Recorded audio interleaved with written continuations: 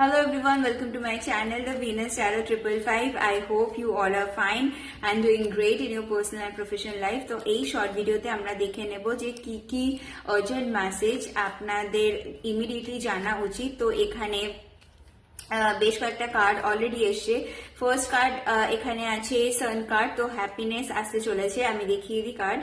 Okay, the sun card আছে, এখানে 9 of Cups আছে, wish fulfillment এর কার্ড আছে, আর এখানে রয়েছে 8 of Wands, very nice, the World card, knight of wands. Okay, তো আপনি যদি ভেবে থাকেন যে কোনো ওয়ার্ল্ড ট্যুর করবেন বা ট্রাভেলের কথা ভাবছেন, যে কোনো পার্টিকুলার ডেস্টিনেশনে ইউ ওয়ান্ট টু গো, তো ইয়েস, আপনি 2025-এ সেখানে অবশ্যই যেতে পারবেন, সেটা কাজের ক্ষেত্রে হোক বা ঘুরতে যাওয়ার ক্ষেত্রে যদি হোক।